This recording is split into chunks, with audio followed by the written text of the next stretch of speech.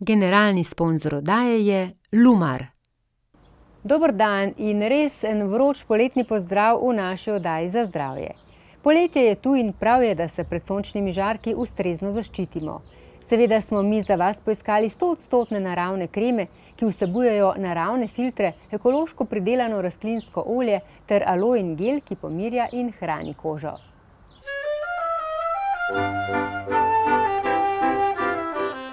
Ana, povejte nam, obstaja kakšna biozaščita proti sončnim žarkom? Seveda lahko zberemo bolj naravno alternativo naspram obstoječim izdelkom, ki so po večini iz kemičnih filtrov.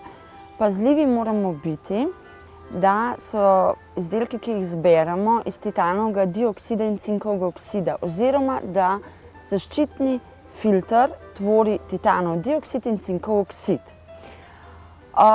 Pri tovrstnih izdelkih se dodaja potem še razna druga naravna olja, ki obenem blažijo kožo, ker če bi imeli samo titan in cink, seveda bi to kožo precej izsušilo.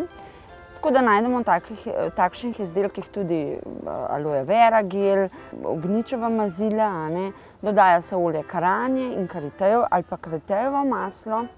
Moramo opozoriti tudi, da vse te zadnje sestavine, ki sem jih zdaj naštela, že imajo v naravi prisoten naraven zaščiten faktor.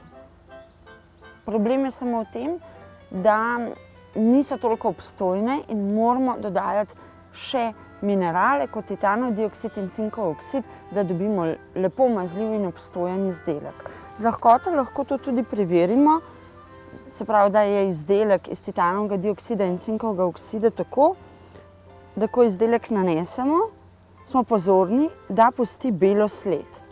V primeru, da izdelek ne pusti bele sledi, in da se vpije pod povrhnjico kože, lahko domnevamo, da sončni filter, ki je v izdelku, zagotovo ni titanov in pa cinkov.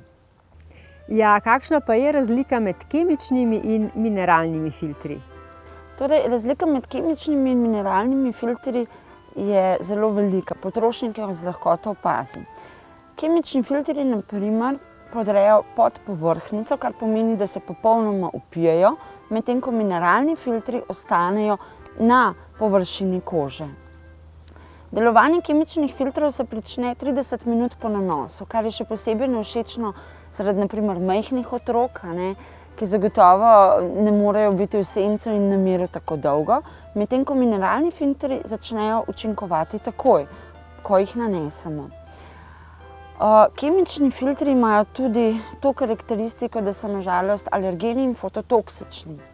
To pa predvsem zaradi tega, ker so pridobljeni iz virov, ki niso najbolj blagodejni za zdravje kože kakor organa. Medtem ko mineralni filtri zagotovo niso alergeni.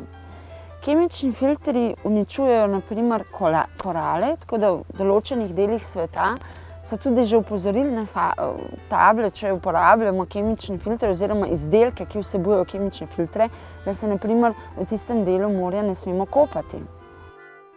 Dodatno zagotovilo za potrošnika pa so tudi biokozmetični certifikati, ki morajo biti prisotni na kvalitetnih izdelkih, ki vsebujejo mineralne filtre za zaščito proti soncu.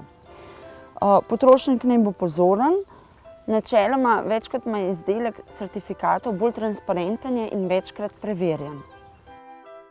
Povejte nam še to, kdaj pa so sončni žarki najbolj nevarni?